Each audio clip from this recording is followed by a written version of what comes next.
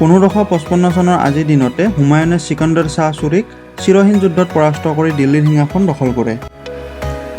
আজি ভাৰতীয় স্বাধীনতা সংগ্ৰামী বাল গংগাধৰ তিলকৰ জন্মদিন। আজি ভাৰতীয় স্বাধীনতা সংগ্ৰামী চন্দ্ৰশেখৰ আজাদৰো জন্মদিন। 1927 চনৰ আজিৰ দিনটোত মুম্বাই আৰু কলকাতাত ভাৰতৰ প্ৰথম অনাতাঁৰ কেন্দ্ৰ স্থাপন কৰা হয়, লগতে নিয়মীয়া সম্প্ৰচাৰ আৰম্ভ হয়। 1937 চনৰ আজিৰ দিনটোতে ইয়ন বিশ্ববিদ্যালয়ৰ গৱেষণাগাৰত পিটুইটাৰী হৰমন আৱিষ্কৃত হৈছিল। আজি হেৰি পটাৰ খ্যাত ডেনিয়েল ৰেডক্লিফৰ জন্মদিন। আজি অসম সাহিত্য সভাৰ প্ৰাক্তন সভাপতি তথা অসমীয়া সাহিত্যিক বুৰঞ্জীবিদ গ্ৰন্থাকাৰ ডক্টৰ লীলা গগৈৰ স্মৃতি দিৱস। 1999 চনৰ আজিৰ দিনটোতে টেলিস্কোপ চন্দ্ৰ মহাকাশত স্থাপন কৰা হৈছিল। এনেকুৱা ধৰণৰ ভিডিঅ' পাই থাকিবলৈ আমাৰ চেনেলটো ছাবস্ক্ৰাইব কৰি ল'ব আৰু লগতে এই ভিডিঅ'টোত এটা লাইক কৰি দিব।